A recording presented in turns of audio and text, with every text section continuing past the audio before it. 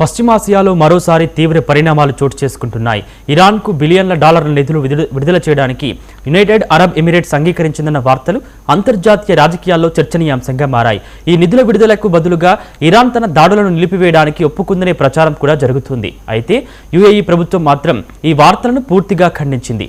అసలు ఏంటి ఈ వ్యవహారం? ఇరాన్కు నిజంగానే భారీ నిధులు అందబోతున్నాయా? ఈ చర్చల వెనుక ఉన్న రాజకీయ వ్యూహాత్మక కారణాలు ఏంటి?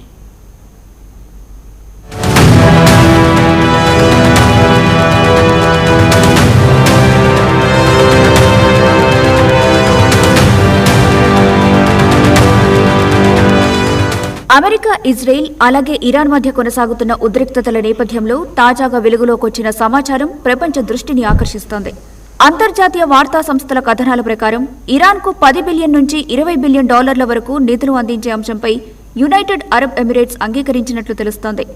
కొన్ని వర్గాల సమాచారం ప్రకారం ఇందులో ఇప్పటికే 3 బిలియన్ డాలర్ల తొలి విడత విడుదలైనట్లు కూడా ప్రచారం జరిగింది.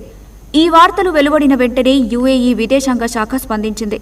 ఇరాన్కు ఎలాంటి నిధులు విడుదల చేయలేదని, 3 బిలియన్ డాలర్ల బదిలీ జరిగిందన్న ఆరోపణలు పూర్తిగా నిరాధారమని స్పష్టం చేసింది.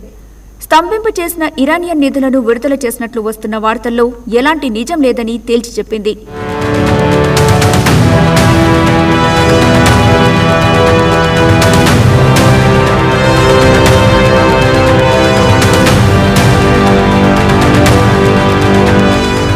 అయితే ఈ వార్తల వెనుకున్న రాజకీయ నేపథ్యం మరింత ఆసక్తికరంగా ఉంది.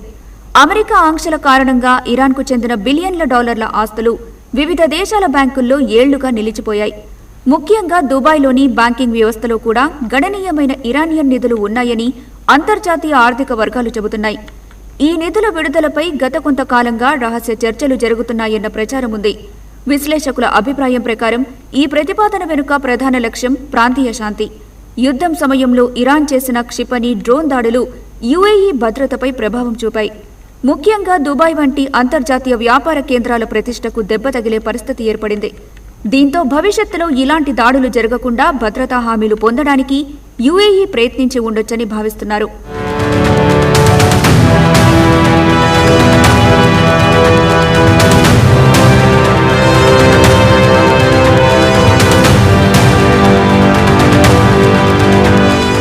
కొన్ని వర్గాల కథనాల ప్రకారం నిధుల విడుదలకు బదులుగా ఇరాన్ యుఏఈపై క్షిపణి, డ్రోన్ దాడులను పూర్తిగా నిలిపివేయడానికి అంగీకరించిందని చెబుతున్నారు.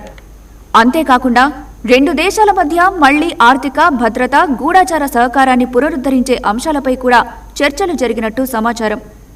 ఇక అమెరికా వైపు నుంచి కూడా ఈ అంశంపై ఆసక్తికర వ్యాఖ్యలు వచ్చాయి. అమెరికా ఉపాధ్యక్షుడు జేడీ వాన్స్ మాట్లాడుతూ కేవలం చర్చలకు హాజరైనందుకు లేదా ఒప్పందంపై సంతకం చేసినందుకు ఇరాన్కు డబ్బులు ఇవ్వబోమని స్పష్టం చేశారు. అయితే ఒప్పంద నిబంధనలు పాటిస్తే ఆర్థిక ప్రయోజనాలు కలిగే అవకాశం ఉంటుందని పేర్కొన్నారు. ఇదే సమయంలో హర్ముజ్ జలసంధి అంశం కూడా మళ్లీ చర్చలోకి వచ్చింది. ప్రపంచ చమురు రవాణాలో అత్యంత కీలకమైన ఈ మార్గం భద్రతపై అమెరికా, గల్ఫ్ దేశాలు ప్రత్యేక దృష్టి పెట్టాయి. ఇరాన్కు చెందిన స్తంభింపజేసిన నిధుల విడుదల హర్ముజ్ జలసంధిలో భద్రతా హామీలకు అనుసంధానమై ఉండొచ్చని అంతర్జాతీయ రాజకీయ వర్గాలు భావిస్తున్నాయి.